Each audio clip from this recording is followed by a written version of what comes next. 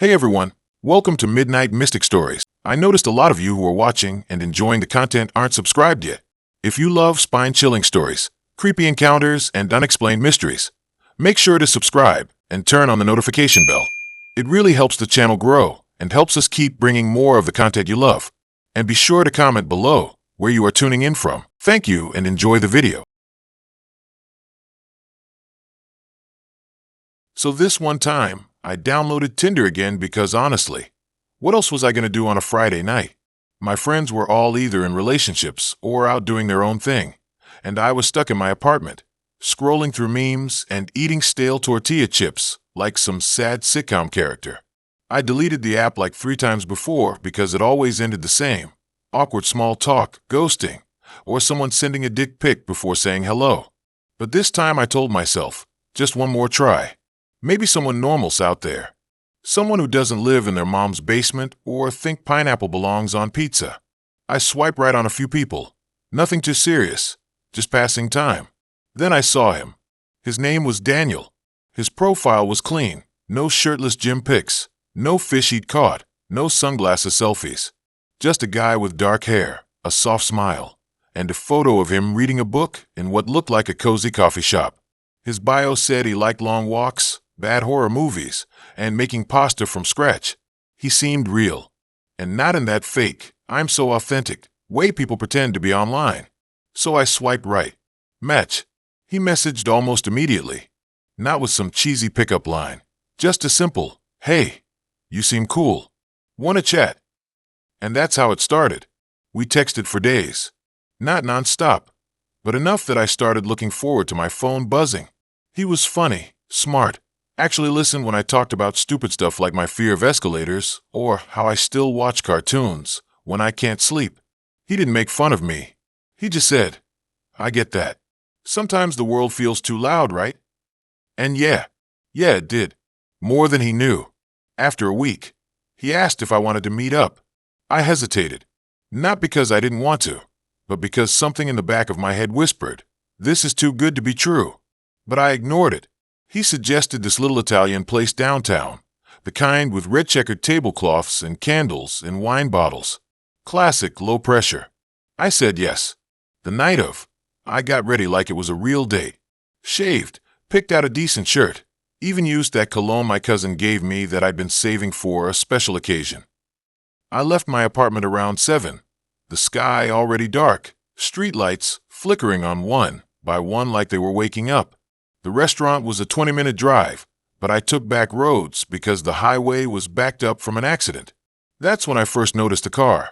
It was silver, older model, no headlights on, just sitting on the shoulder of a narrow stretch between 2 cornfields. No hazard lights, no movement inside. I slowed down, not because I was nosy, but because it felt off. Like when you walk into a room and know someone was just there, even if you don't see them. I glanced in the rear view. Nothing. Just darkness behind me. I kept driving. When I got to the restaurant, Daniel wasn't there yet. I walked in, told the hostess my name, and she led me to a corner booth. Quiet, dim lighting, the smell of garlic and basil thick in the air. I sat down, ordered a soda, and checked my phone. No new messages. I told myself he was probably just running late. 10 minutes passed. Then 20. I started replaying our conversations in my head, wondering if I'd said something weird, if I'd misread everything. Maybe he changed his mind. People do that.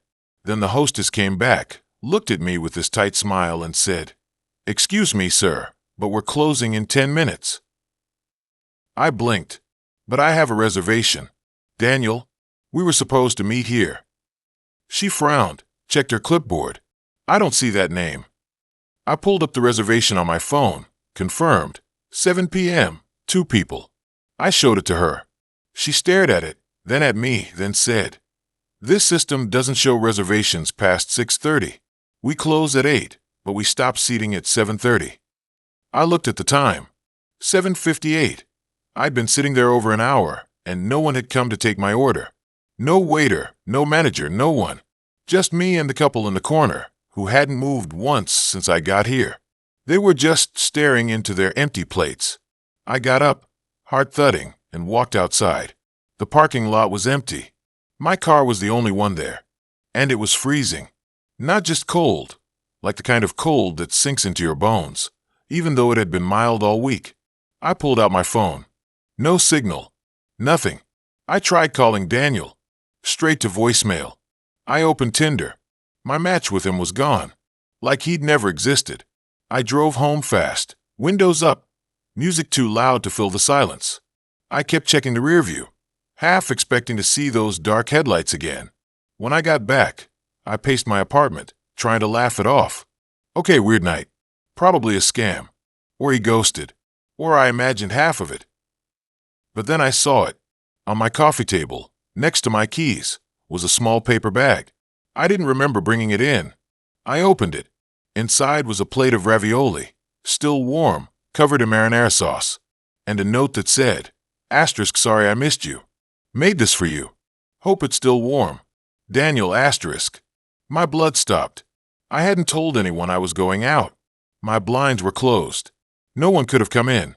I threw the bag in the trash, washed my hands like I'd touched something toxic, and sat on the couch, trying to breathe. I told myself it was a prank, a mistake. Maybe I left the door unlocked. Maybe a neighbor was messing with me. But then my phone buzzed. A notification. Tinder. New message. I didn't want to open it, but I did. It was Daniel. Same profile. Same photo. He'd sent one message. I'm outside. I froze. My eyes went to the front door. Then to the window. The street was empty. Quiet. No cars. No movement. I stood up slowly. Walked to the peephole. No, not that. Just looked through the little glass circle thing. Nothing. Just a dim hallway. I turned around to go back to the couch, and that's when I saw it.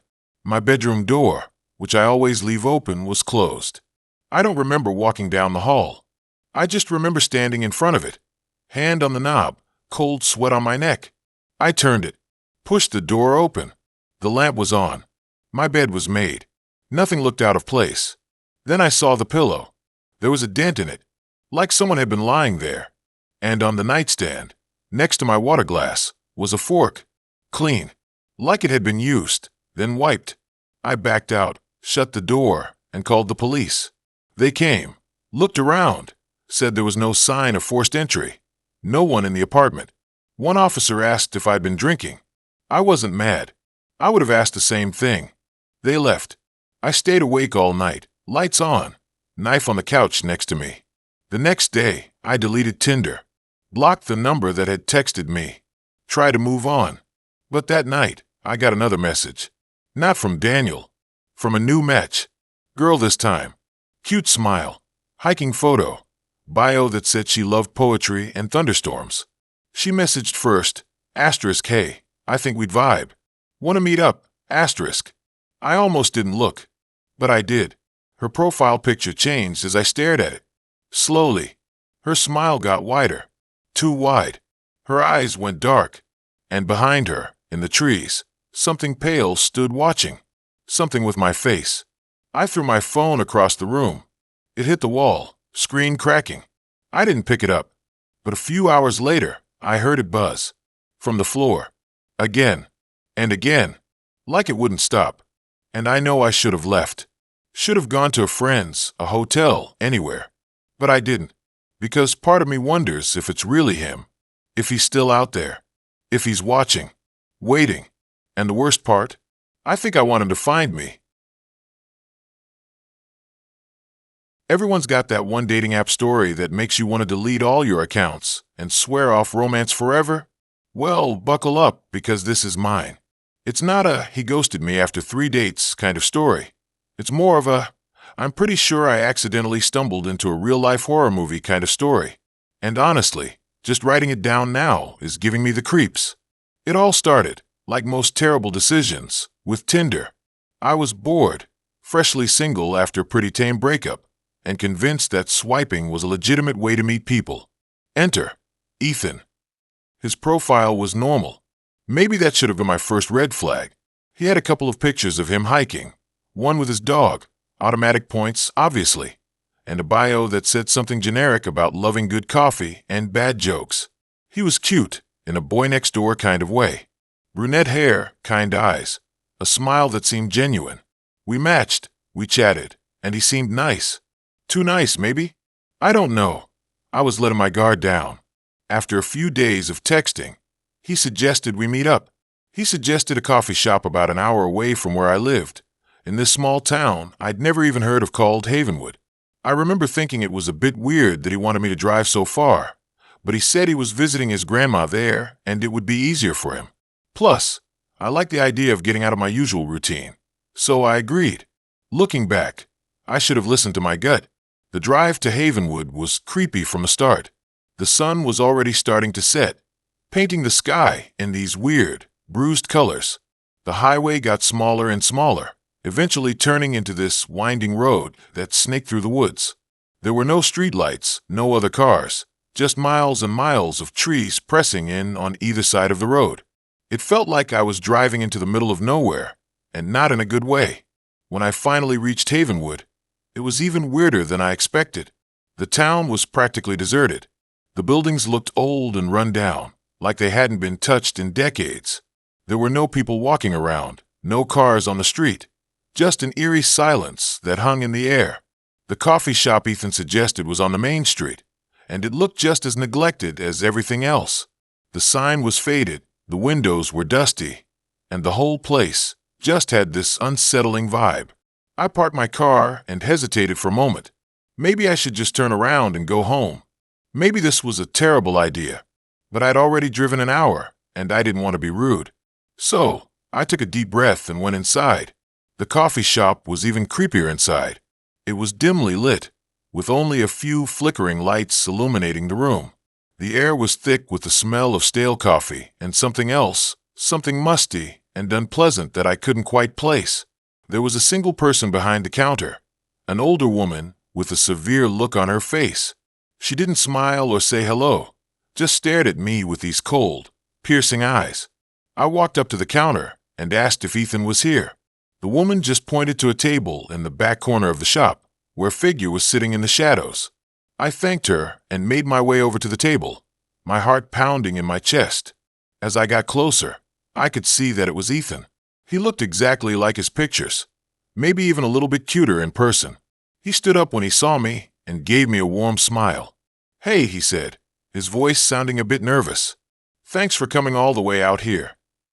I sat down and tried to relax, but I couldn't shake the feeling that something was wrong. The coffee shop, the town, the way Ethan was acting, it all felt off. We made small talk for a few minutes, but I couldn't shake the feeling that he wasn't being completely honest with me. Then, he started asking me weird questions. Questions about my family, my job, my daily routine. He seemed especially interested in where I lived and whether I lived alone. I tried to brush it off, but his questions were making me increasingly uncomfortable. Suddenly, the lights in the coffee shop flickered and went out, plunging us into complete darkness. I gasped and reached out for Ethan's hand, but he wasn't there. "Ethan," I whispered, my voice trembling. Silence. Then I heard a noise, a soft, shuffling sound coming from the back of the coffee shop. I strained my ears, trying to figure out what it was. The sound got closer and closer, until I could hear it right behind me. I turned around slowly, my heart pounding in my chest, and that's when I saw her, the woman from behind the counter. She was standing in the shadows, her eyes glowing in the darkness. She was holding something in her hand, something shiny and metallic, a knife. I screamed and jumped out of my chair, knocking over the table in my haste to get away. I ran towards the front of the coffee shop, desperate to get out of there, but the door was locked. I fumbled with the handle, trying to open it, but it wouldn't budge. I turned around and saw the woman slowly walking towards me, the knife glinting in the dim light. I was trapped. That's when the door swung open, and a different woman stood there. She said, "Happy birthday." All the lights turned on, and suddenly it wasn't creepy at all. It was my friends who knew I was talking to Ethan on Tinder and thought it would be funny to use the place for my surprise birthday party. Ethan was in on it too. They really got me good. I almost had a heart attack, but it was all just a prank. Havenwood is actually really cute when you can see it, and the coffee there is amazing. Turns out, Ethan wasn't so bad after all, and we are still together. I never thought I'd be one of those people who meets someone through an app and actually ends up with a story worth telling. I mean, most of the time it's just awkward small talk, bad lighting, and someone showing up wearing the same shirt from their profile, but somehow looking nothing like the pictures. But this one guy, Jake, was different. His profile was simple, just a few photos of him hiking, laughing at a bonfire, standing in front of a record store with a coffee in hand. Nothing flashy, nothing trying too hard. His bio said, just looking to talk. Real stuff. No games. And honestly, that's what got me. After swiping through so many dudes flexing in gym mirrors or holding fish they probably didn't catch, Jake felt real. We matched late one Tuesday night.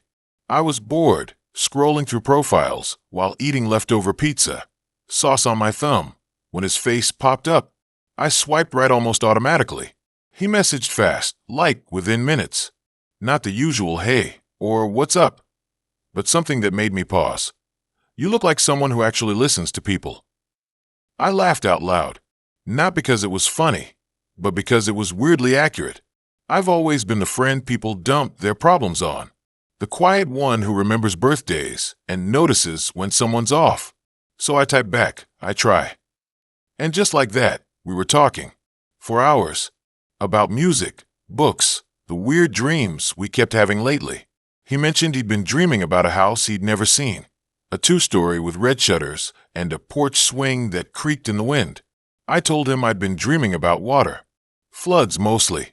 Waking up gasping. He said that sounded heavy. I said it felt heavier. We talked every day after that. No pressure, no push to meet. Just long messages that felt like late-night conversations with someone you've known forever. Then a week in, he asked if I wanted to grab coffee.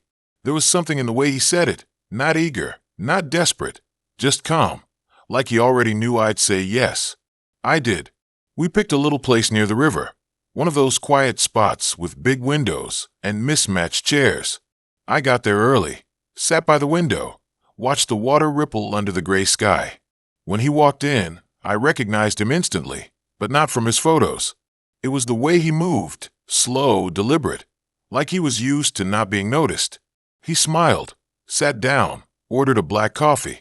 We talked about the rain, how it hadn't stopped for 3 days. He said he liked it, said it made the world feel smaller, quieter.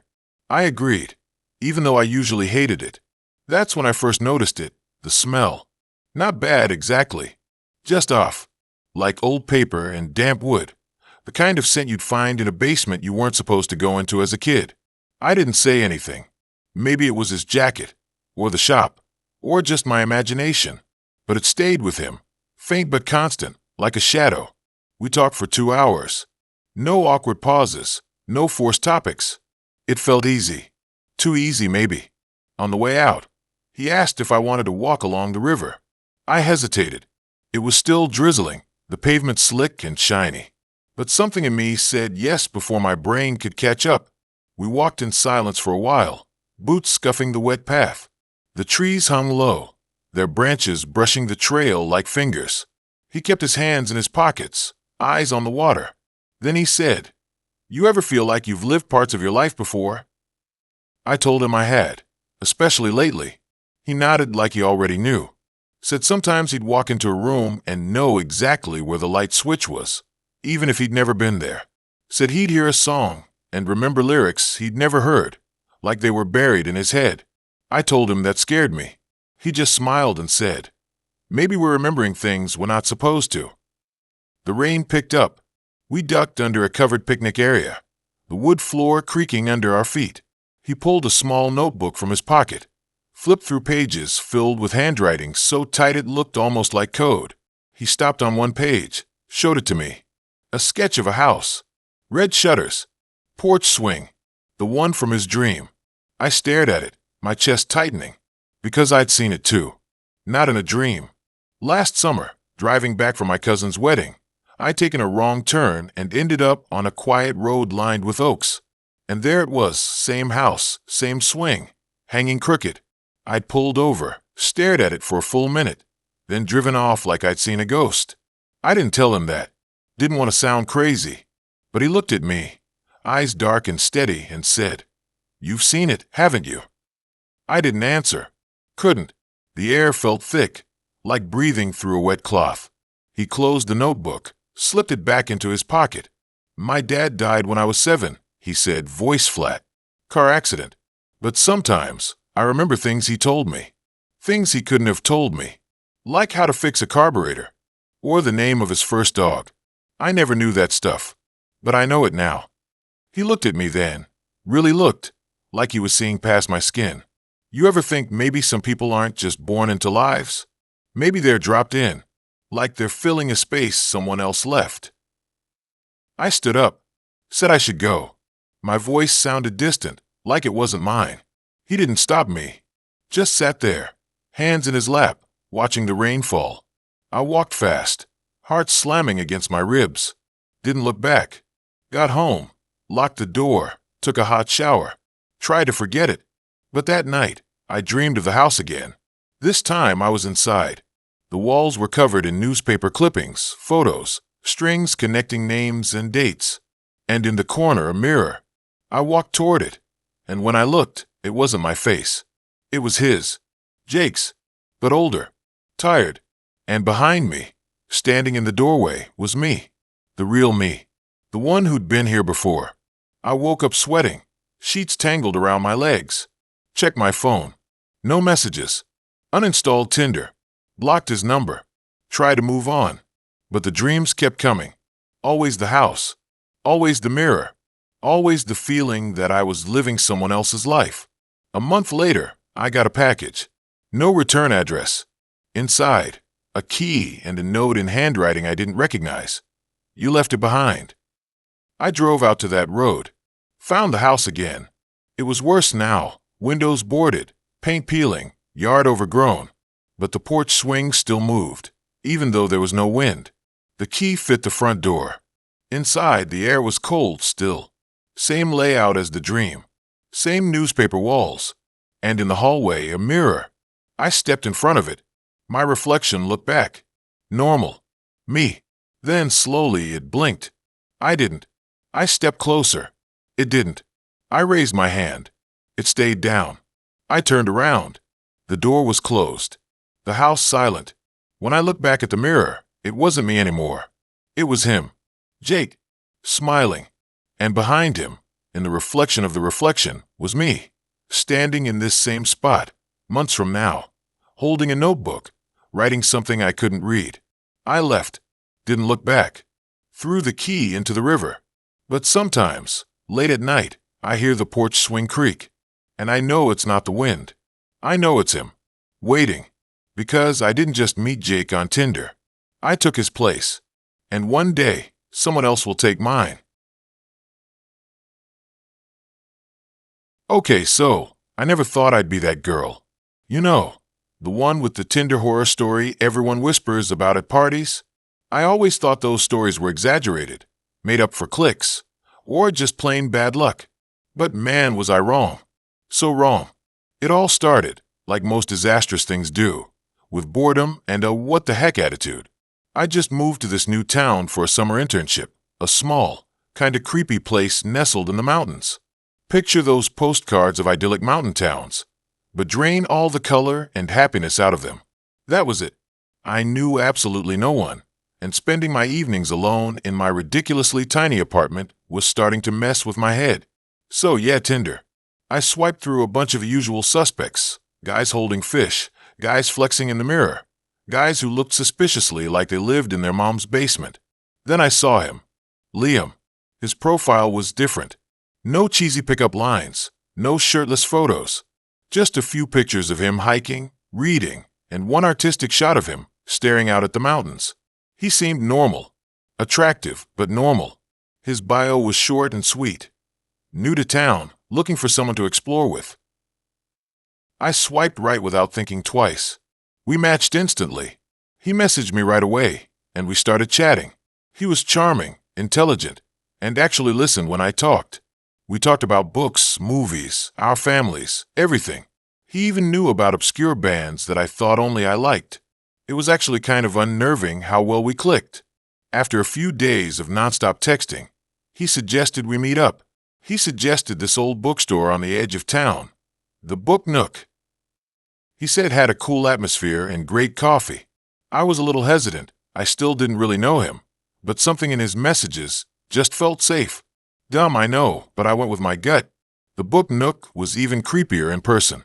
It was tucked away on a dark, winding street, and the building looked like it hadn't been touched in a century. The windows were dusty and cracked, and the sign was hanging on by a thread. But there was a certain charm to it, I guess. Liam was already there when I arrived, sitting at a small table in the back. He looked even better in person. He had these intense, green eyes and a kind smile. We talked for hours that night, about everything and nothing. He was even more engaging in person, and the conversation just flowed. We talked about our fears, our dreams, the things that kept us up at night. I felt like I was opening up to him in a way I hadn't opened up to anyone before. He walked me home that night. We stood outside my apartment building for a while, just talking. He told me he had something he wanted to show me, something special. He said it was this incredible viewpoint just outside of town, a place where you could see the whole valley. He asked if I wanted to go with him the next day. I hesitated. It felt like things were moving really fast. But again, that feeling of safety washed over me. I agreed. The next day, he picked me up in his beat-up Jeep. We drove out of town, deeper into the mountains. The road got narrower and bumpier, and the trees grew thicker. The air was getting cooler, and the whole thing just felt strange. He didn't say much during the drive, which was unusual. He just kept glancing at me with that intense look in his eyes. I tried to make conversation, but he just gave me short, vague answers. We finally arrived at the viewpoint. It was even more spectacular than he had described. You could see for miles in every direction. The valley stretched out below us, dotted with tiny houses and winding roads. It was breathtaking. But as I stood there, taking it all in, I started to feel uneasy. Liam was standing behind me, not saying anything, just watching me. The silence was deafening. Then he started to talk. He started telling me about the history of the town, about the people who had lived there before us. He told me about old legends, about strange rituals and dark secrets. His voice was low and monotone, and his eyes were fixed on something in the distance. The stories he was telling me were disturbing. They were filled with violence and death, with twisted acts of passion and desperation. He talked about a series of unsolved disappearances that had plagued the town for decades. He described the victims in detail, their ages, their appearances, the circumstances surrounding their disappearances. Then he said something that made my blood run cold. He said, "They were all looking for something, just like you." I turned to face him, my heart pounding in my chest. His eyes were no longer kind. They were cold and empty, like the eyes of a predator. He took a step closer to me. They were looking for connection, for understanding. They were looking for someone to share their secrets with. He raised his hand and touched my cheek. His touch was icy cold. "But they found something else instead," he whispered. I tried to back away, but he grabbed my arm. His grip was surprisingly strong. "They found the truth," he said, his voice barely audible. "And the truth is that there is nothing to find." He started laughing, a low, guttural laugh that echoed through the mountains. I pulled my arm away from him and ran. I ran as fast as I could, back towards the Jeep. He didn't chase me. He just stood there, laughing, watching me go. I jumped into the Jeep, fumbled with the keys, and started the engine. I drove away as fast as I could, not stopping until I was back in town. I went straight to the police station and told them everything. They listened to me politely, but they didn't seem to take me seriously. They said Liam was a harmless eccentric who was known for telling tall tales. They said I was probably just overreacting. I went back to my apartment and locked the door. I didn't sleep that night. I just sat there, staring at the wall, listening to every creak and groan of the building. The next day, I packed my bags and left town. I didn't even bother finishing my internship. I just wanted to get as far away from that place as possible. I never heard from Liam again. I deleted my Tinder account and swore off online dating forever. But I still think about him sometimes. I still see his face in my dreams. And I still wonder what would have happened if I hadn't run away. A few months later, I was scrolling through the local news website of the town I had interned in. There was an article about a fire at an old bookstore on the edge of town. The book Nook, it said. It was completely destroyed. The article said the fire was likely caused by faulty wiring. Then, at the very end, almost as an afterthought, the article mentioned that human remains had been found in the basement of the bookstore. They were still trying to identify them, but I already knew who they were. I never thought I'd be the guy who ends up on one of those true crime podcasts. Not in a million years. I mean, I'm just some dude who works at a bike shop, lives in a one-bedroom apartment above a laundromat, and spends most weekends rewatching old horror movies with a bag of sour gummy worms. But here I am, typing this out at 3 a.m., trying to make sense of what happened, because no one else believes me. Not the cops, not my roommate, not even my mom when I called her crying last Tuesday. They all said the same thing. Ghosts don't exist. You were probably just stressed. Maybe you should see someone. But I know what I saw, and I know what I felt. It wasn't stress. It wasn't a dream. It was real. It started like any other boring Thursday night. I was scrolling through Tinder because, honestly, what else was there to do? The app had become this weird part of my routine, like brushing my teeth or checking the weather. Swipe left, swipe right, repeat. Most matches fizzle out after 2 messages, if that. But then I saw her. Her name was Lila. Her profile was simple, just 3 pictures. One of her sitting on a park bench reading a book. One of her holding a cup of coffee in front of some indie bookstore. And one of her smiling at the camera in what looked like a dimly lit bar. Nothing too flashy. No gym selfies, no fish poses, none of that. Her bio said she liked rainy days, black coffee, and horror movies. She even mentioned the Thing as her favorite. That was rare. I matched with her instantly. We started talking that night. It felt easy, like we'd known each other for years. She joked about how most guys on the app only wanted to talk about their crypto investments or their spiritual journeys. I told her about how I once tried to fix a customer's bike chain and ended up covered in grease like I'd been in a wrestling match. She laughed in a way that felt genuine, not the canned kind people type out like LOL or ah. After a few days, she suggested we meet. Not at a bar, not at some loud restaurant, but at this old 24-hour diner on the edge of town. Said it had the best pie and 0 vibes. I agreed. I don't know why, but I trusted her. The night of the date, it was pouring. Rain slapped against my car windows like someone was throwing pebbles. The streets were empty. Just me and the occasional flicker of a streetlight. The diner was exactly how she described, dim, quiet, with cracked vinyl booths and a jukebox that only played songs from the 70s. She was already there when I walked in, sitting in the back corner, wrapped in a long gray coat, steam rising from a mug in front of her. She looked just like her pictures, maybe even better. Her hair was dark, a little messy, like she'd just woken up. Her eyes were sharp, focused, but not in a creepy way. Comforting, almost. We talked for hours. About movies, books, our weird childhood fears. Hers was mannequins, which I thought was hilarious until she explained how one moved when she was 8, and she still swears it did. I told her about how I used to sleep with the closet light on until I was 16 because I was convinced something lived in my shoes. She didn't laugh. She just nodded, like she got it. The kind of person who doesn't judge your weirdness, just sits with it.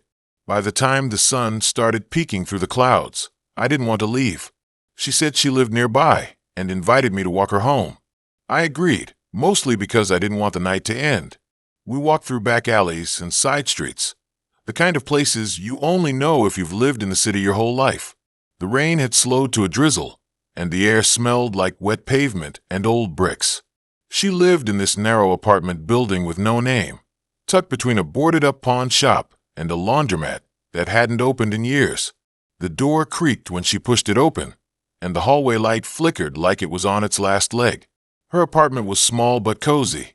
Books stacked on every surface, a record player in the corner spinning some soft jazz tune I didn't recognize. A cat, black, with one white paw, curled up on the couch like it owned the place. She offered me tea, and I said yes, even though I hate tea. Anything to stay a little longer. That's when things got weird. She handed me the cup, and I noticed her hands. They were cold. Not just chilly from the rain, but unnaturally cold, like she'd been holding ice for too long. I didn't say anything. She sat across from me, legs tucked under her, and smiled. But it didn't reach her eyes. They stayed dark, still, like two pools of ink. I started feeling uneasy, like the air had gotten heavier. The jazz record skipped, just once, and the room went quiet for a second too long. I made an excuse to leave. Said I had an early shift. She didn't argue, just nodded and walked me to the door. As I stepped into the hall, she said, "You know, you're the first person who's made it this far." I turned, confused. "What do you mean?" She didn't answer, just closed the door slowly, the lock clicking before I even reached the stairs. I didn't go back. Not the next day, not the next week. I deleted the app, blocked her number, even threw out the receipt from the diner, just in case. But I couldn't stop thinking about her, about the way the cat didn't move the whole time I was there, about how the apartment felt colder than it should have been, about how, when I looked at the security camera footage from the laundromat across the street later, just to check if I was being paranoid, I saw myself walking into that building. But I never saw myself walk out. I watched the footage over and over. Me, stepping inside at 4:17 a.m., the door closing. Then nothing. No one came out. Not me, not her, not the cat. The building stayed silent for hours. I checked the next day's footage. Nothing. The day after that. Still nothing. I called the landlord. He said the apartment had been empty for over a year. The last tenant, a woman named Lila, died in a car accident back in November. The police report said she was driving in the rain, lost control on a curve, wrapped her car around a tree. No survivors. I went back to the building. It was boarded up now, yellow tape across the door, a notice about structural damage. I stood there for 20 minutes, just staring at the window on the second floor, the one that belonged to her apartment.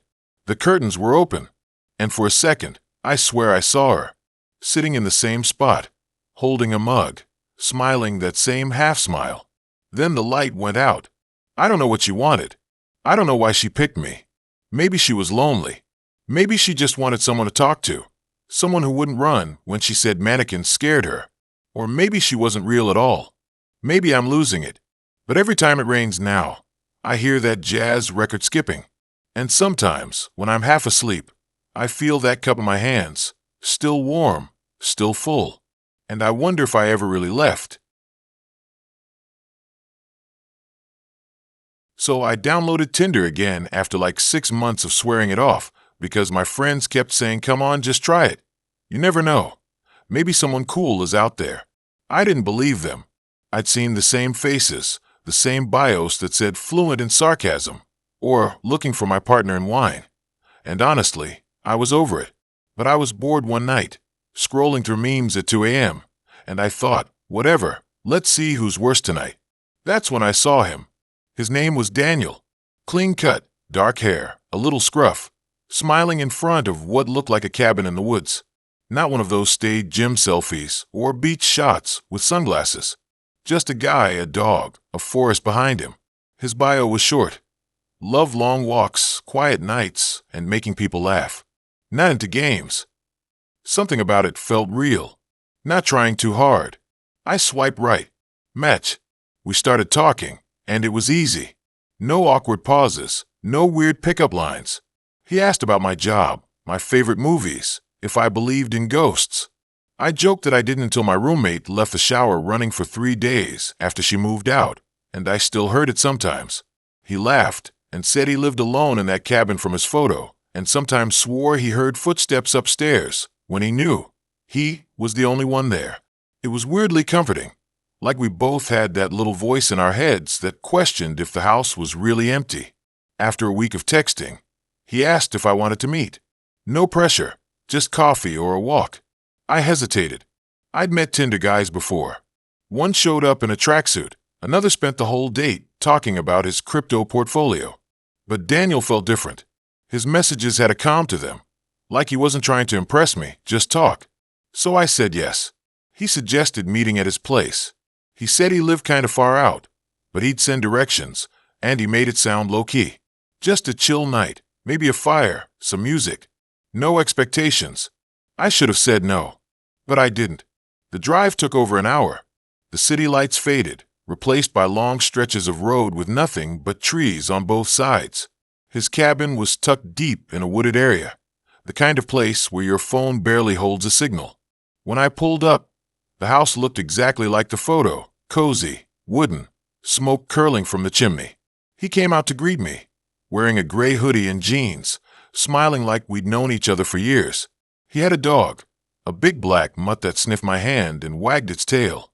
I remember thinking, this is actually nice. We went inside. The place smelled like pine and old books. A fire crackled in the stone fireplace. He offered me wine, and I took it, sitting on the couch while he put on some low music, jazz, soft, nothing distracting. We talked for hours, about books, about travel, about how much we both hated small talk. He made me feel seen, not like a checklist of interests, but like a person. I started thinking, maybe this is what people mean when they say connection. Then he said, I have something I want to show you. He got up and walked down a narrow hallway. I followed. The walls were lined with old photos. Him as a kid. His parents maybe, black and white, faded. At the end of the hall was a door. Not like the others. Thicker. Metal frame. He pulled out a key. Turned the lock. Inside was a small room, no windows. Just shelves. And on those shelves, dolls. Not cute ones. These were old. Porcelain faces cracked. Glass eyes staring. Dresses yellowed with age. Some were missing limbs. One had its head tilted too far to the side, like it had been snapped and glued back wrong. I froze. My stomach dropped. I didn't say anything. I just stared. Daniel smiled. They're my mom's, he said. She collected them. After she passed, I couldn't bring myself to get rid of them. They're kind of creepy, I know. But I like keeping her close. I nodded, forcing a smile. Yeah, that's sweet. He reached out and touched one, brushing dust off its cheek. She used to say they watched over the house, that they protected us. I laughed, but it came out wrong. Too high, too fast. Yeah, that's kind of intense. He turned to me, still smiling. You don't believe that, do you? I mean, I believe in memories, I said, backing up a step. Not dolls. He didn't answer, just kept looking at me. Then he closed the door, locked it, and we went back to the living room. I tried to shake it off. Maybe it was weird, but everyone has their thing. My aunt has a shrine to her dead parrot. This was just different. We sat back down. The fire was lower now. Shadows danced on the walls. He poured me more wine. I didn't want it, but I took it to be polite. That's when I noticed the silence. No crickets. No wind. Nothing. Just the soft hum of the fridge in the kitchen. And then, faint, like from far away, I heard it. A creak. From down the hall. I looked at Daniel. He wasn't reacting. Another creak. Closer. Then a soft thud. I set my glass down. Did you hear that? He nodded, calm. Probably just the house settling. Old wood. It talks sometimes. I forced a laugh. Yeah, must be. But then movement. In the hallway. A shadow. Just for a second. Like something had passed by the door. My heart started pounding. Daniel. Seriously. Did you see that? He turned his head slowly. See what? I stood up. There's someone down there. He stayed sitting. No, there isn't. It's just us. I grabbed my phone. No signal. Of course. I looked toward the front door. Keys still in my coat. I walked fast, grabbed them, turned around, and he was standing right behind me. I jumped. Jesus. Don't do that. He didn't move. You're not leaving, are you? His voice was flat. No warmth. Nothing like before. I think I should, I said, backing toward the door. You came all this way, he said. We were having such a good time. I'm sorry, You don't think I'm real, do you? He asked. I stopped. What? You think I'm lying? That I'm not who I said I was? No, You think I'm dangerous, he said, stepping closer. Because of the dolls. Because of the house. Because it's dark, and you're alone, and no one knows you're here. I fumbled with the lock. My hands were shaking.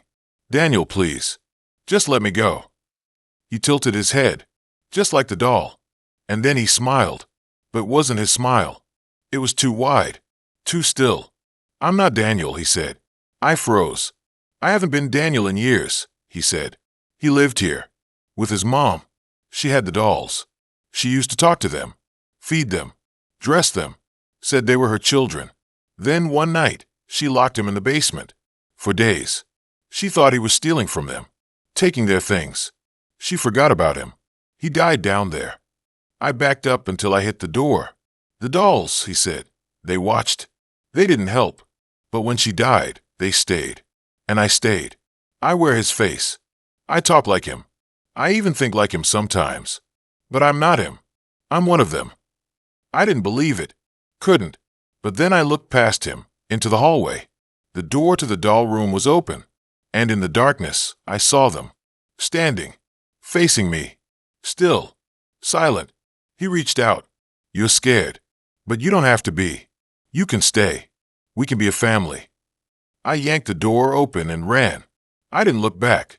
I jumped in my car, slammed it into reverse, tire spinning on the gravel. I drove until my phone buzzed back to life, until I saw streetlights, until I was back in the world where things made sense. I didn't tell anyone. Who would believe me? I deleted the app, changed my number, avoided the woods, tried to forget. But last night, I was walking home late. My street was quiet. I passed a house I'd never noticed before. Old, wooden, smoke from the chimney, and in the window, a figure, watching. Not a person, a doll. Its face was cracked, one eye missing, the other fixed on me, and in its hand a phone, with a red dot blinking, a new match. So this happened last winter, right after I moved into that old apartment off Elm Street. The kind of place that looks fine from the outside, but once you're inside, you notice things, like how the floorboards creak in the exact same spot every single time you walk past the kitchen, or how the radiator kicks on at 3:17 a.m. like clockwork, rattling the pipes like someone's tapping from inside the walls. I didn't mind it at first. I was broke, needed somewhere cheap, and the landlord said the previous tenant left in a hurry. That should have been my first red flag, but I was tired, hungry, and honestly just wanted a place with working Wi-Fi and a decent view of the parking lot. Anyway, I downloaded Tinder again. Not because I was looking for anything serious, more just to pass time. Swiping through the same faces, the same bios that all said, "I like tacos and hiking." It got boring real fast. Then I saw him. His name was Daniel. Profile picture was him standing in front of a record store, wearing a faded band tee I didn't recognize, holding a copy of some obscure jazz album. His bio was short. Looking for someone who actually listens. That was it. No gym selfies, no duck faces, no pictures with dogs or boats or mountains. Just this quiet, calm-looking guy with dark hair and eyes that seemed too focused for a dating app. I swiped right. Matched instantly. We started talking that night. He didn't flood my phone with messages like most guys. Instead, he asked questions. Real ones. Not, "Hey, how's your day?" But stuff like, "What's the last thing that made you feel completely present?" Or, "If you had to erase one memory to make space, which would you pick?" I don't know why, but I answered. Honestly. More honestly than I had in years. We talked for hours. About music, about silence, about the way some cities feel heavier than others. He said he grew up in a small town where everyone knew your business, and how he used to sit on his roof at night just to feel alone. I told him about my dad leaving when I was 10 and how I still check the locks on the doors 3 times before bed. He didn't offer advice. He just said, "I get that." We decided to meet. He suggested this little coffee shop downtown, the kind with mismatched chairs and books on the shelves you can actually borrow. I got there early, ordered a black coffee, and sat near the window. It was drizzling outside, the kind of wet cold that seeps into your bones. I remember watching the rain slide down the glass, distorting the streetlights into smears of yellow. He walked in 20 minutes late, apologized quietly, shook the water off his coat. Up close, he was even calmer than his messages suggested. His voice was low, smooth, like he was used to speaking in libraries. We talked for 2 hours. No awkward pauses, no forced laughter. It felt easy. Too easy. Like we'd known each other for years instead of 2 weeks online. After that, we started hanging out more. Movies, walks in the park, late-night drives with no destination. He never pushed for anything.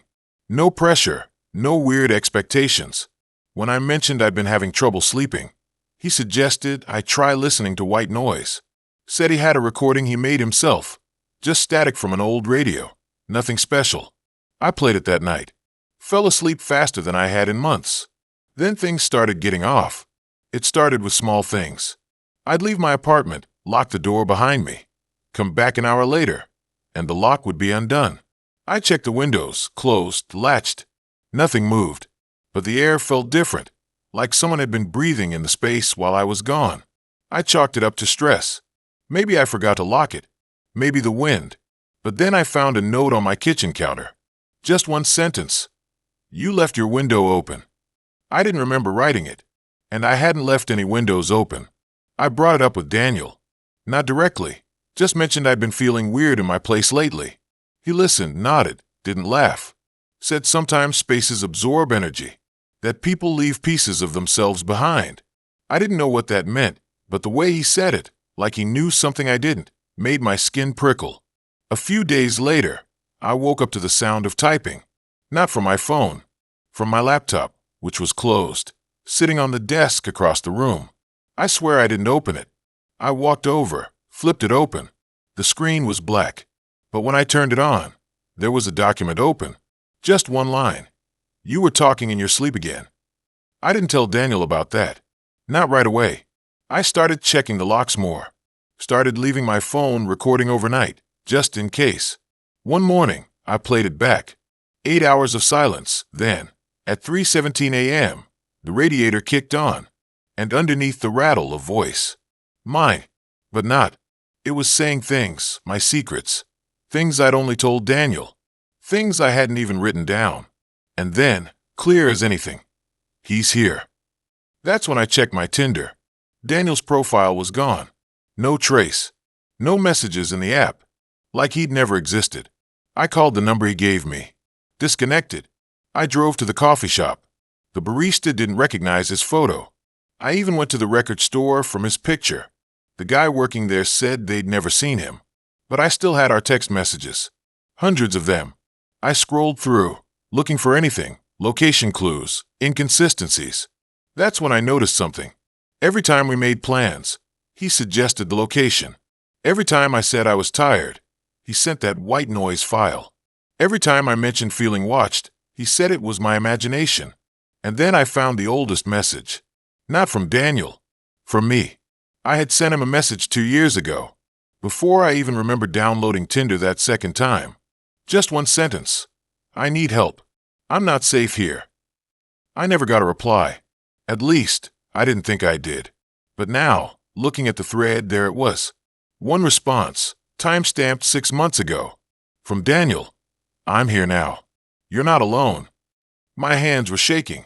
I pulled up the white noise file he sent me, opened it in an audio editor, slowed it down, filtered out the static, and there it was.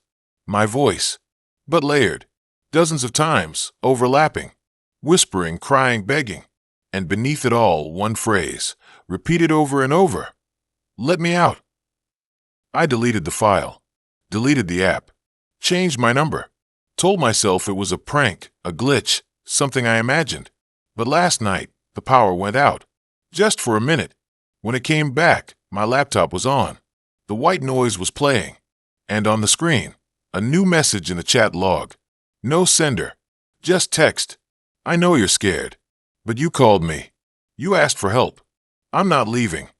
And then, from the hallway, the sound of the front door lock clicking open. I didn't go check. I'm sitting here now, lights on, phone in hand, staring at the door. It's 3:17 a.m., and I can hear breathing. I never thought a stupid app could ruin my life. Not in a dramatic way, like losing all my money or getting blackmailed. I mean the kind of ruin that sneaks in like a draft under a door. Quiet at first, then slowly freezing you from the inside. It started like any other Thursday night, me, half watching a cooking show I wasn't even hungry for, phone in hand, swiping left on guys whose idea of a personality was, I like long walks and tacos. Then I saw him. His name was Julian. Profile picture. Him standing in front of a record store, wearing a faded denim jacket, one hand in his pocket, the other holding a vinyl copy of some obscure post-punk band I'd never heard of.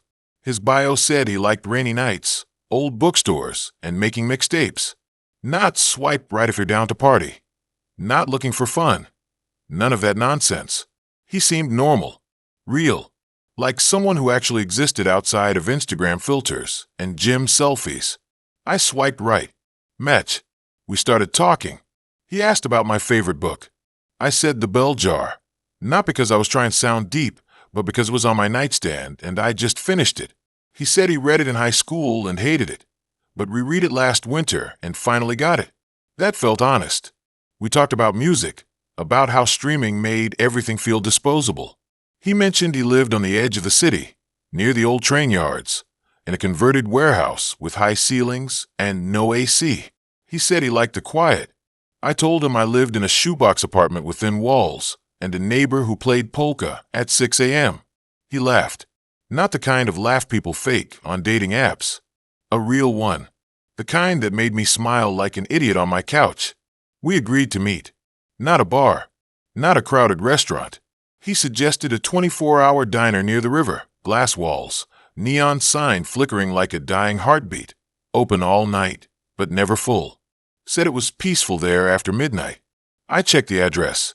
It existed. Looked exactly like he described in the photo he sent. I showed my roommate, Jen. She squinted at the screen and said, "He seems too chill. Be careful." I rolled my eyes. He's not a serial killer, Jen. He just likes vinyl. The night of the date, I wore jeans and a black hoodie. It was drizzling. Not enough to need an umbrella. Just enough to make the pavement shine under streetlights. I took the bus, then walked the last 10 minutes. The diner was exactly where he said, squat, low to the ground, glowing faintly in the dark like a lit match in a basement. Inside, it was empty except for an elderly couple in the corner and a guy in a trucker cap reading a newspaper. The air smelled like burnt coffee and old vinyl seats. He was already there, sitting in a booth by the window, hands wrapped around a mug. He looked up when I walked in, smiled and waved. Up close, he was different than his pictures, thinner, paler, like he hadn't seen the sun in weeks. But his eyes were warm, calm. He stood to hug me, and it wasn't awkward. It felt natural, like we'd known each other longer than a week of texting. We talked for hours, about books, about how weird it is that no one writes letters anymore, about the time he saw a deer in the middle of the train yard at 3 a.m. He ordered pie. I got coffee. The waitress barely looked at us, just refilled our mugs without asking. The rain picked up, tapping against the glass like fingers. At one point, I glanced out and saw our reflections, us, inside, warm and talking, while the city blurred behind us in the wet dark. It felt surreal, like we were in a movie scene that didn't belong to real life. He walked me to the bus stop. We didn't hold hands, but our arms brushed once. He said, "I'd ask you back to my place, but it's a mess. And honestly, I don't want the night to end yet." I laughed. Me neither. He looked at me for a second too long, then said, "Maybe we could just walk. There's a path along the river. Quiet. No one's out." I hesitated. It was late. I didn't know him that well, but something in his voice, quiet, sincere, made me say yes. We walked along the concrete path, rain easing to a mist. The river was dark, barely moving, reflecting the distant city lights like oil on water. We didn't talk much, just walked.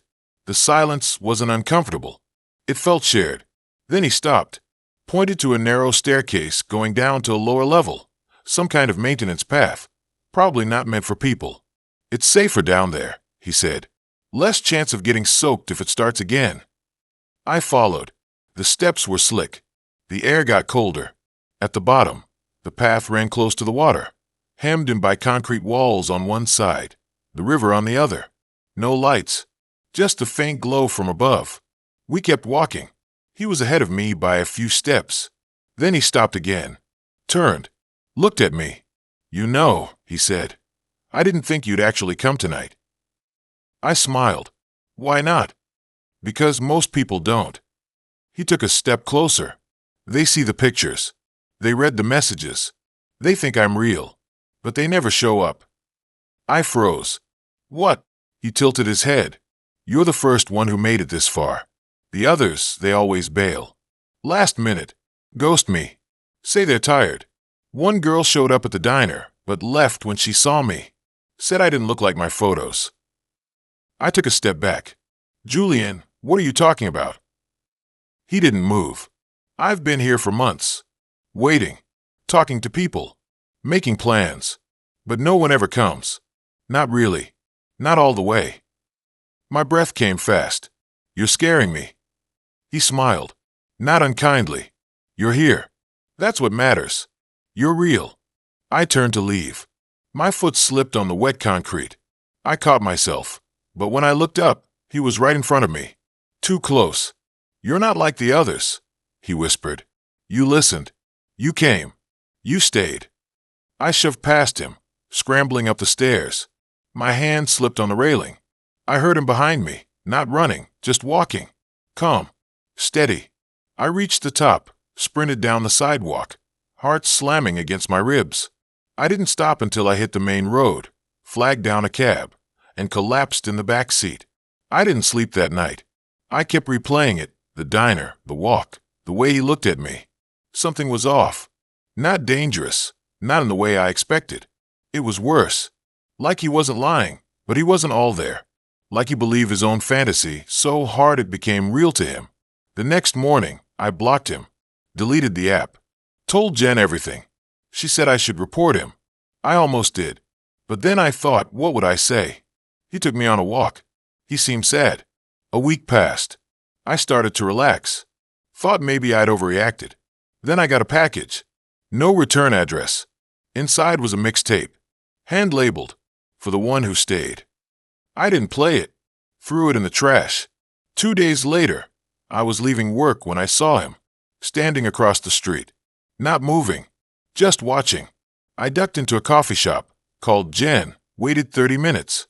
When I came out, he was gone. I changed my number. Avoided my usual routes. Started taking the long way home. But last night, I saw the tape on my doorstep. Same label. Same handwriting. I didn't touch it. This morning, my roommate found something worse. My journal gone. The one I keep under my mattress. The one with my thoughts, my fears, the stuff I don't tell anyone. And in its place, a note. Not typed. Written in that same careful hand. It said, I knew you'd come back. I always knew you were the one. I'm writing this now because I don't know what else to do. I can't go to the police. There's no proof.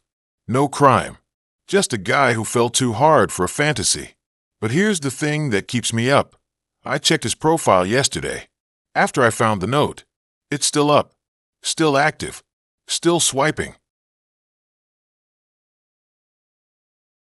So I downloaded Tinder again because my friends kept saying I needed to get out more, that I was spending too much time in my head, whatever. I wasn't even lonely, not really. Just bored. Work had slowed down. My dog had started ignoring me after I accidentally stepped on his tail, and the only thing I looked forward to was microwave mac and cheese on Fridays. So yeah, I swiped. A lot. Mostly out of curiosity. Some girls had cute dogs. Others held books I'd never read. One girl was standing in front of a waterfall that looked photoshopped. Then I saw her. Her name was Lila. Profile pic was her sitting on a porch swing. Late afternoon light hitting her, just right. Hair half in her face, half blowing in the wind. She wasn't smiling, but she looked like she wanted to. Wore a faded green sweater, jeans, bare feet tucked under her. Background was a wooden house, surrounded by trees, real dense, the kind that look like they're watching you. No filters, no duck faces, just real. Bio said, I like quiet places, thunderstorms, and people who don't talk just to fill silence. I swiped right. Matched in 10 seconds. We didn't text right away, which was weird.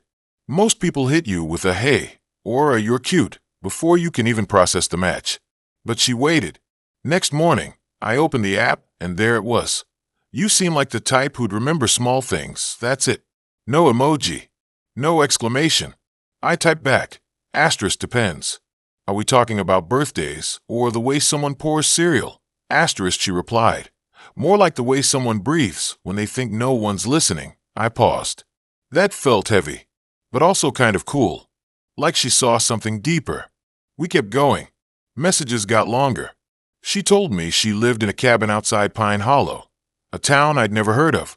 Said it used to be her grandparents' place. No cell service most days, spotty Wi-Fi. She only came online during storms because the generator kicked in. That's why she wasn't always available. Sounded poetic, mysterious. I liked it. After a week, she asked if I wanted to visit. Not in a pushy way. Just, if you ever feel like getting lost, I know a place with no streetlights. I said yes before I even thought about it. Told my boss I needed a mental health day. Drove 6 hours straight, music low, windows cracked, rain starting halfway. Pine Hollow wasn't on GPS. Had to use handwritten directions she sent. Asterisk, turn at the gas station with the broken pump. Follow the gravel road until the trees close in. Look for the mailbox, shaped like a birdhouse. Asterisk, I found it. Everything looked exactly like her photos, but quieter, heavier. The air smelled like wet pine and something else, like old paper or damp stone. She was on the porch, same swing, wore the same green sweater, smiled when she saw me, but it didn't reach her eyes. You made it, she said, voice softer than I expected. We hugged. She felt thin, cold, even though it was warm out. She showed me around. The cabin was cozy, with stove, shelves full of books with cracked spines, a record player in the corner. No TV, no computer, just this old rotary phone on the wall that looked like it hadn't rung in decades. She made tea. We sat by the window, watched the rain slide down the glass, talked about music, books, how much we both hated small talk. It felt easy. Too easy. Night came fast. She offered the couch. Said the bed was hers. Always had been. I didn't mind. The couch was comfortable, covered in a wool blanket that smelled like cedar. She turned off the lights, left me a candle. Let me know if you need anything, she said. Then she closed her bedroom door. Not locked, just shut. I couldn't sleep. Not because I was nervous, but because the house was loud. Floorboards creaked like someone was walking, but slow, like they were dragging their feet. Wind pushed against the windows, but not like wind. More like something was pressing against the glass from outside. I kept thinking I heard whispering. Not words. Just breath, close to my ear then gone. I told myself it was the storm. Old houses settle. My brain was tired, wired from the drive. Then I heard the tapping. At first, I thought it was rain on the roof. But it wasn't. It was coming from the wall behind the couch. Rhythmic. 3 taps, pause. 3 taps, pause. Like a code. I sat up. Listened. Silence. Then it came again. Closer this time. Not on the wall. Inside it. Like something was crawling behind the drywall. I grabbed my phone. No signal. Of course. I looked at the bedroom door. Still closed. Light off. I stood, walked over, hand on the knob. Hesitated. Then knocked lightly. Lila. No answer. I turned the knob. Pushed the door open. Empty. Bed untouched. Closet open, clothes hanging. Window closed, latched. But the bathroom door was ajar. I stepped in. Dark. Smelled like soap and something sour. I flipped the switch. Nothing. Power was out. I used my phone light. Mirror fogged. Sink dry. Towels hadn't been used. I checked under the bed, behind the shower curtain. Nothing. She wasn't there. I went back to the living room. Candle burned low. The tapping started again. Louder. Faster. Not 3 taps. Now it was constant. Like fingers drumming. I followed the sound to the bookshelf. Pulled out a thick novel. Asterisk, The Haunting of Hill House Star. Behind it, a hole in the wall. Small, just big enough for a hand. I shone the light inside. Dust. Cobwebs. And a wire. Thin copper, running deep into the wall. I tugged it gently. It didn't budge. That's when I heard breathing. Not from the hole. From behind me. I turned. Lila stood in the doorway. Barefoot. Sweater. hair in her face. You shouldn't be up, she said. Calm. Flat. It's not safe. What the hell? Where were you? I asked. Outside, she said. I like to walk when it rains. In the middle of the night? She didn't answer. Just stepped forward, slow. You shouldn't look at things that aren't yours. I backed up. I was worried. You weren't in your room. I don't sleep, she said. I haven't in years. I laughed. Nervous. What, like insomnia? No, she said. I don't need to. Not since the accident. What accident? She tilted her head. You don't know why this place has no internet, no power most days? They shut it all off after what happened. After I stayed. I froze. What are you talking about? The generator only works during storms, she said. That's when the feed comes through. That's when they can hear me. Who? The people who listen, she said. The ones who tap back. I looked at the hole. The wire. You're recording me? No, she said. I'm feeding you. They've been hungry for a long time. And you notice things. You listen. That makes you valuable. I moved toward the door. I'm leaving. You can't, she said. The road floods when it rains. You'd never make it. I grabbed my keys. Jacket. Tried the front door. Locked. From the outside. You're sick, I said. She smiled. I'm the only thing keeping you alive right now. If I stop talking to them, they'll come through the walls. I didn't believe her. Not really. But the tapping started again. Not in the wall. In the floor. Under the couch. Then the ceiling. All around. Like hundreds of fingers, testing the structure. Lila walked to the record player. Put on a vinyl. No music played. Just static. Low at first, then rising. She closed her eyes. Started humming. Matching the rhythm of the taps. I backed into the corner. Phone light shaking. The static got louder. The tapping synced with it. Faster. Angrier. Lila's humming turned into a chant. Words I couldn't understand. The walls began to bulge. Not breaking. Just softening. Like something was pushing from inside. Then the lights came on. Bright. Harsh. The generator must have kicked in. Lila stopped. The static cut off. The tapping vanished. She opened her eyes. Looked at me. See, she said. Safe. I didn't move. She walked to the door. Unlocked it. You can go now. Car's still drivable. Road's clear. I didn't ask how she knew. I just ran. Jacket open, keys in hand. Got in the car. Engine started. Drove fast, no headlights, rain blinding. Didn't look back. Next day, I deleted the app. Blocked her number. Told no one. Tried to forget. But last night my power went out. Whole block. Storm. Wind howling. I was in bed, almost asleep, when I heard it. 3 taps. Pause. 3 taps.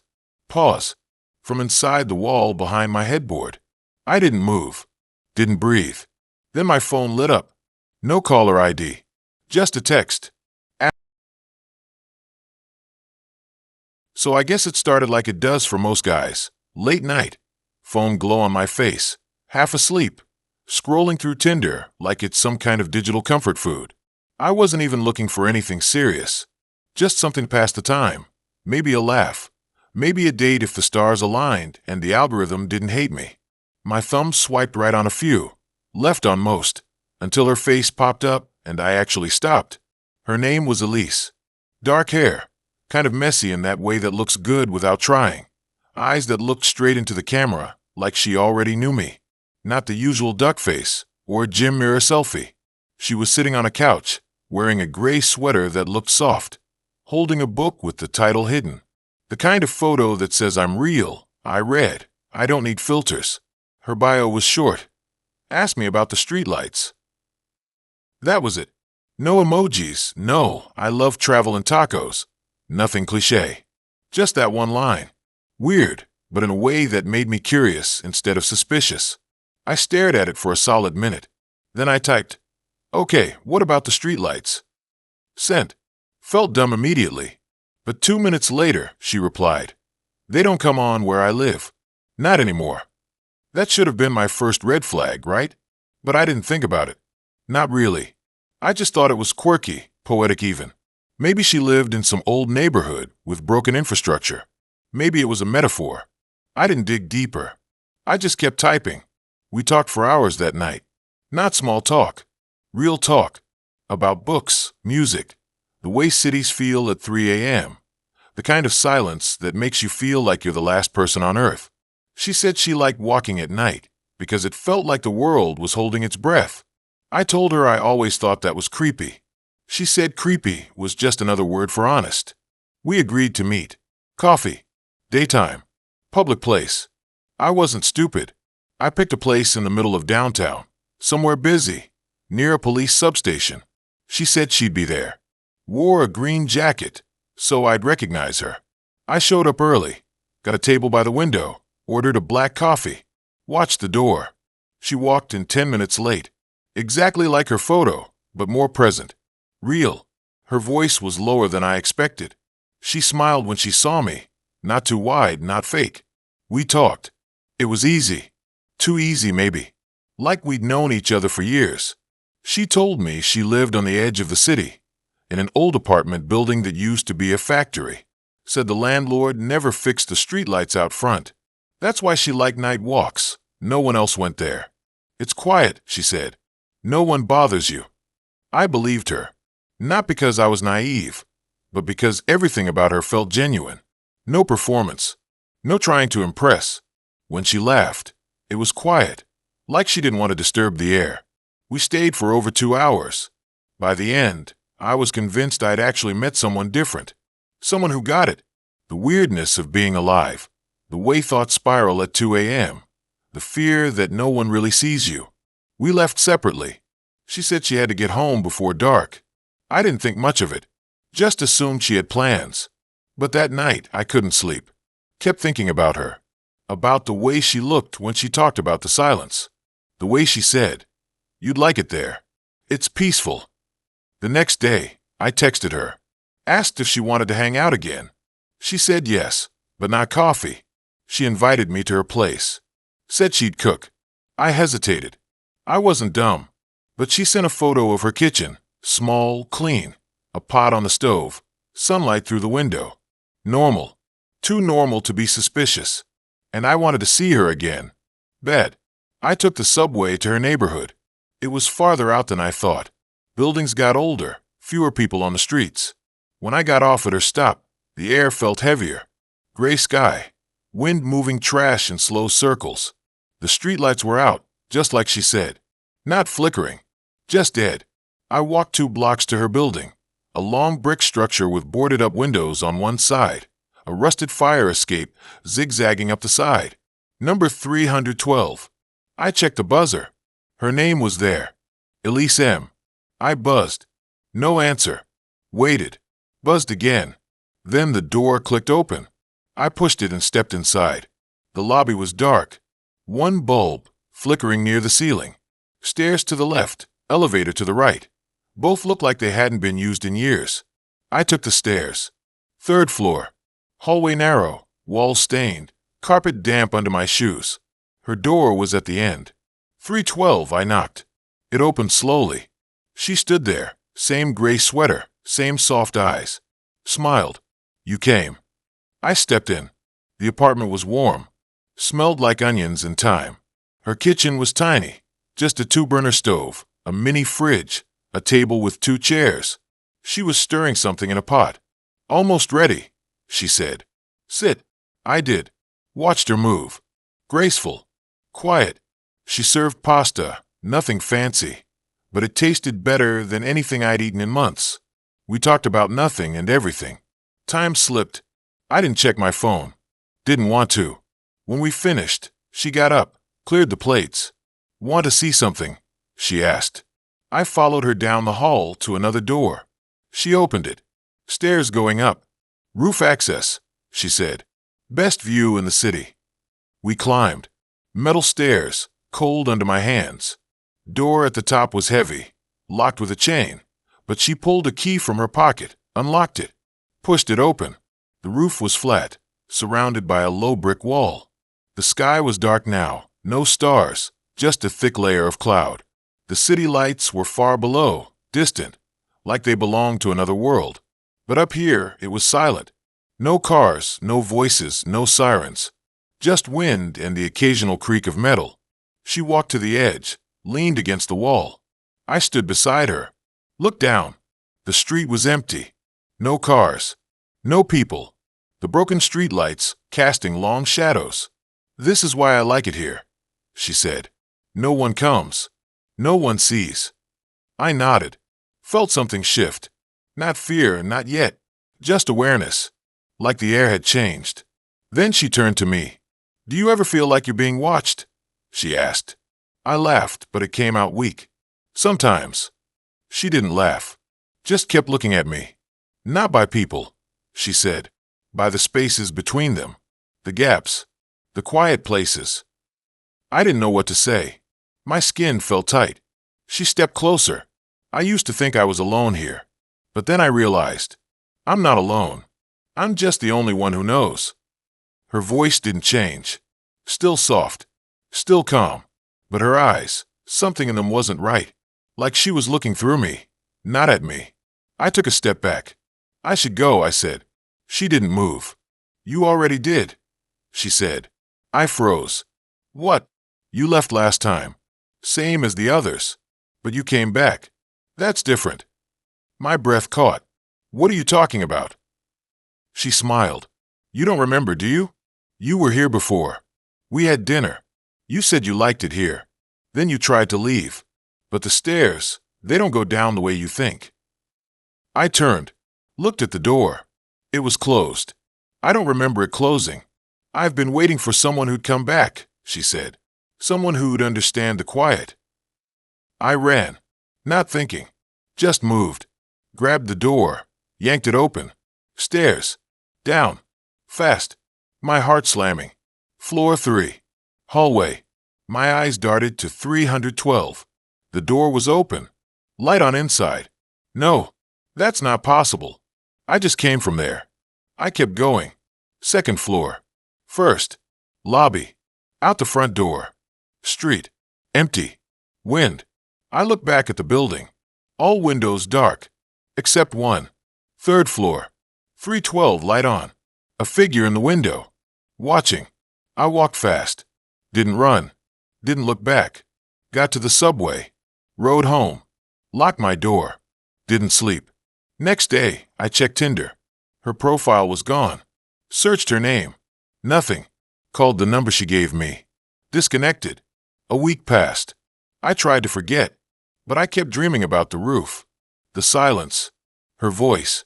Then, last night, I was walking home late. Took a shortcut through an alley. Stopped. At the end of the alley, a streetlight was out. Just one. The others worked. But that one did.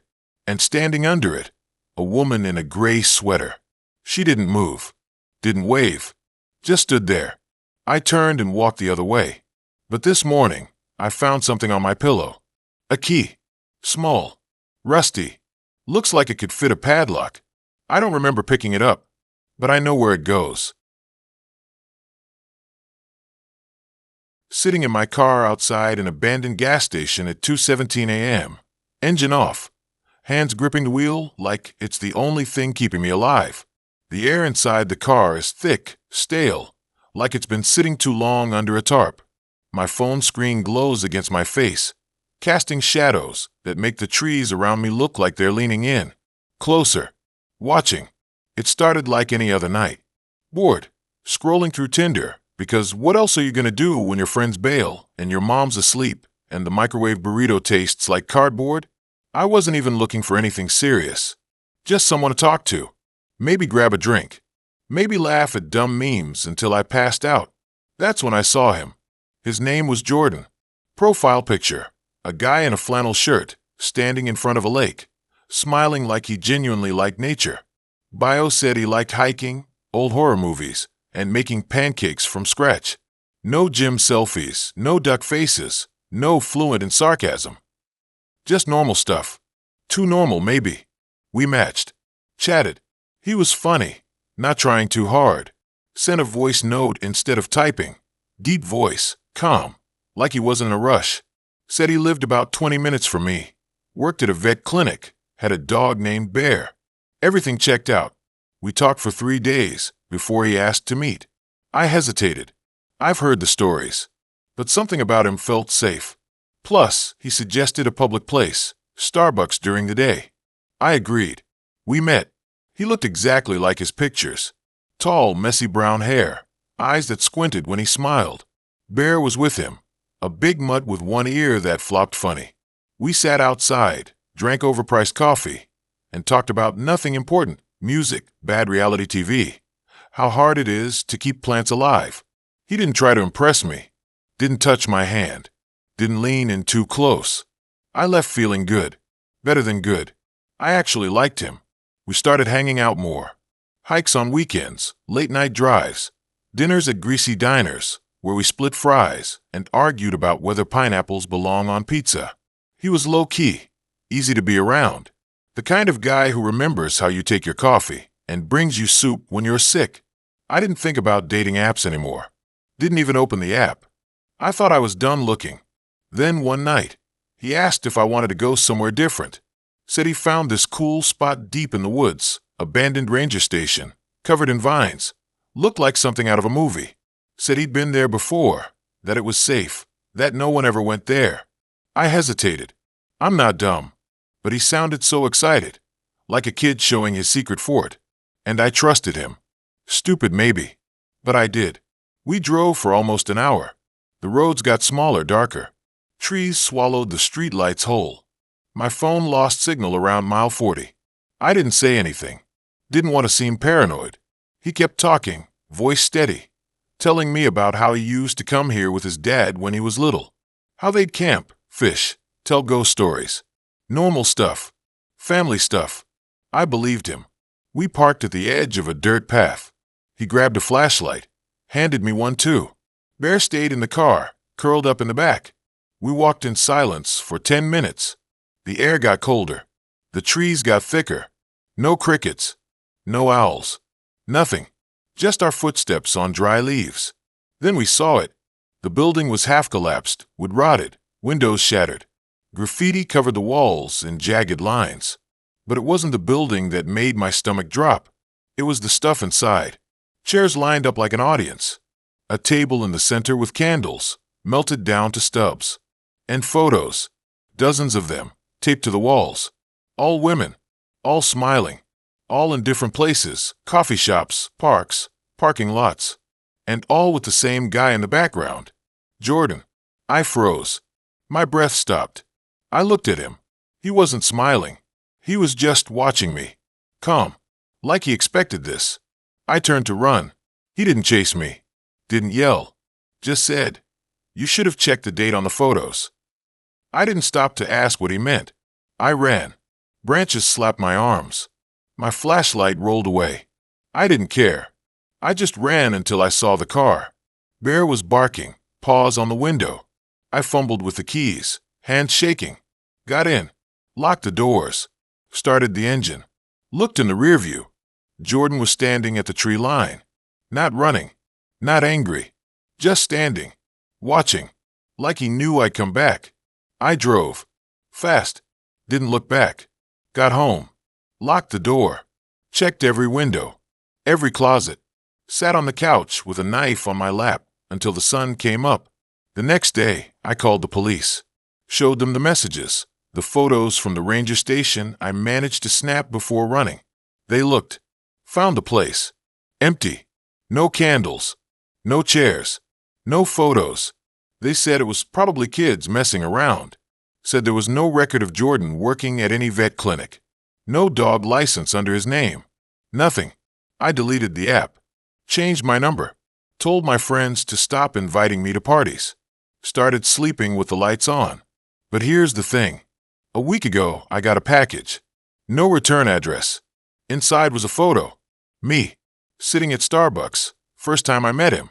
Smiling. And on the back, handwritten, "You were my favorite." I called the cops again. Showed them the photo. They said without a name, without proof, there's nothing they can do. Said I should see someone. A therapist. Like I'm the crazy one. I almost believed them. Almost convinced myself it was all in my head. that I imagined a ranger station, that I hallucinated the photos, that Jordan never existed. But then I saw a bear. Yesterday, at the grocery store, sitting in the back of a pickup truck, one ear flopped funny, tail wagging, and in the driver's seat, Jordan, smiling, like he'd been waiting. I dropped my cart, ran to my car, drove straight home. Haven't left since. I keep thinking about what he said. You should have checked the date on the photos. So I did. Last night, pulled up the ones I took at the ranger station, zoomed in, looked at the corners, and there, in the bottom right of one picture, a timestamp. June 14th, 2017. That's 3 years before I even made my Tinder account. I don't know how. I don't know why. But he's been watching longer than I've known him. Longer than I've known myself. And the worst part? I still think about him. Not in a scared way. In a missing him way. I catch myself staring at my phone, hoping to see his name, wondering if he'd reply, wondering if he'd say he misses me too. That's not normal. I know that. But it's like something in my head changed. Like he didn't just take pictures. He took something else. Something inside. I checked the gas station tonight. The one I'm sitting outside of. Found it on a map. It closed in 2016. Right before the first photo. Right before it all started. And tonight, for the first time, I didn't come here to hide. I came because I wanted to see if he'd be here. And he is. Standing under the broken streetlight. Hands in his pockets. Smiling. Bear's not with him. But I don't care. I'm getting out of the car. So it all started like any other dumb thing I do when I'm bored. Scrolling through Tinder at 2 in the morning with one sock on and leftover pizza grease on my fingers. I wasn't even looking for anything serious. Just something to laugh at or maybe kill time between YouTube videos. That's when I saw her. Her name was Maya. Not super unique, but her profile was different. No mirror selfies. No group shots where you can't tell who's who. None of that. Just 3 photos. One of her sitting on a wooden dock at sunset, legs dangling over still water. Another of her hand holding a book with some title I couldn't read. And the last one was her face, half lit, like she was in a dim room, looking off to the side, like she didn't want to be seen, but let the photo happen anyway. Her bio said asterisk, I like quiet places and things that make sense. Asterisk, that's it. No emojis, no fluent in sarcasm. None of that crap. It felt real. Weirdly real. I swiped right. Match. She messaged first, asterisk, you seem like someone who wouldn't ghost. Asterisk, I laughed. That's bold. I typed back something dumb like, only if the Wi-Fi's bad, and we started talking. Not the usual back and forth of hey, how's your day? Good you. It was actual conversation. She asked if I believed in déjà vu.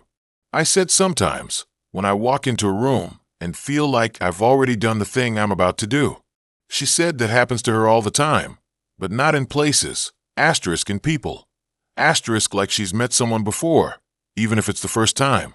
That stuck with me. We talked for hours. About music, books, the way city lights look from a highway at night. She lived about 40 minutes away, up near the old reservoir trail.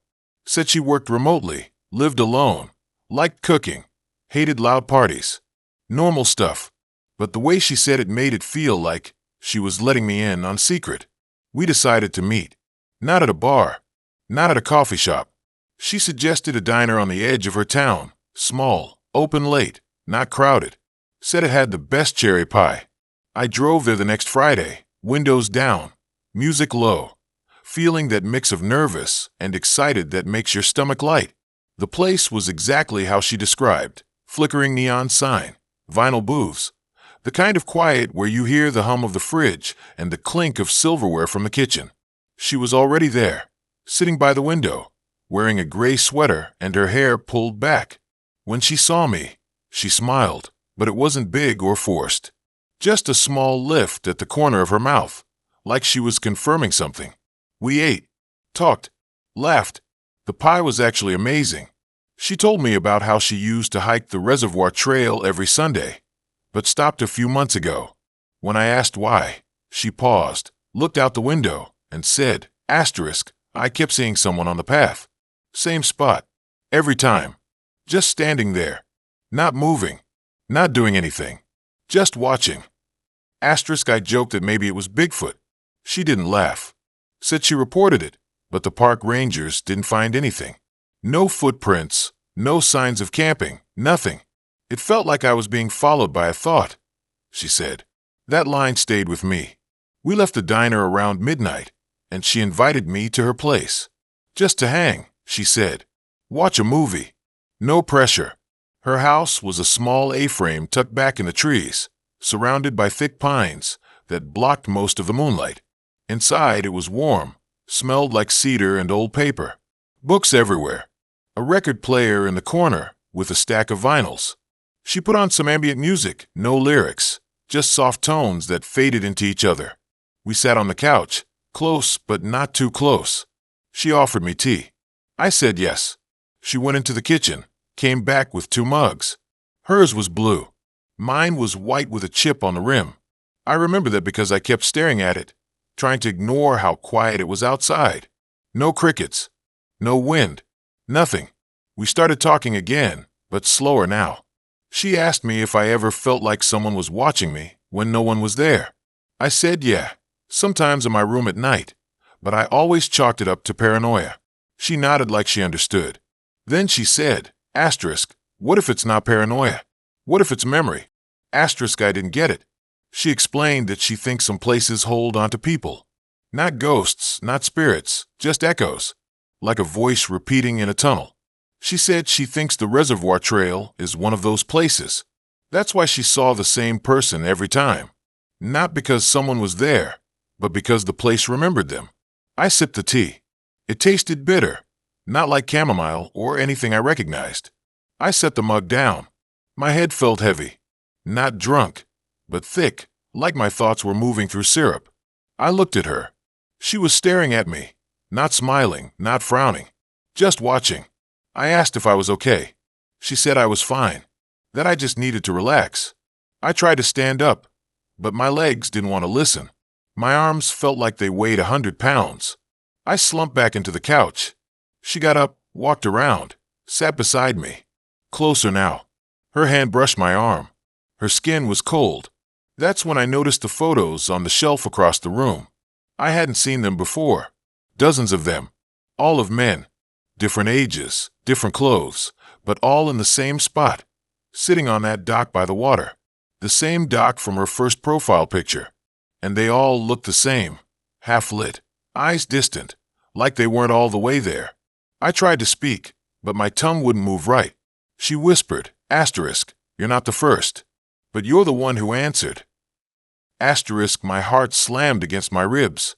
I wanted to run, scream, do anything, but my body was frozen. She leaned in, close to my ear. Asterisk, I don't let them leave. The place remembers, but I need help keeping it full. Asterisk, I don't know how long I sat there. Minutes, hours. The music kept playing, the same loop. The tea mug still on the table, steam long gone. My vision blurred at the edges. She got up, walked to the record player, turned it off. The silence hit like a wall. Then she said, asterisk, when you wake up, you'll be on the trail. You'll walk to the dock. You'll sit, and you'll wait. That's all you'll know how to do. Asterisk, I fought. Not with my body was gone, but with my mind. I focused on my name, on my car, on the pizza I left on the counter. But it was slipping, like water through fingers. The last thing I remember is her opening the front door. Cold air rushed in. She dragged something heavy across the porch. A body. It wore my jacket, my shoes, my face, but empty, blank. She propped it up on the couch, arranged it like it was sleeping. Then she looked at me, really looked, and said, asterisk, you'll see me soon. On the trail. You'll think you know me. And you will. Just not why. Asterisk. I woke up on the reservoir trail. Cold. Confused. My clothes damp with dew. I didn't know how I got there. Didn't remember driving. Didn't remember anything past eating pizza the night before. I walked the path, drawn to the dock. When I got there, I saw her. Sitting at the end, legs over the water. She looked up. Smiled that small, quiet smile. I sat beside her. We didn't talk. Didn't need to. I felt like I'd been here before. Like I knew her. Like I was supposed to wait. Now I come here every Sunday. Eat. I watch. I don't remember why. But sometimes, when the light hits the water just right, I see a flicker. A shape on the trail. Someone walking toward the dock. And when they get close, I feel it. This pull. Like I'm supposed to say something. But I don't. I just watch. Because I know what happens next. I've seen it before. Maybe even lived it.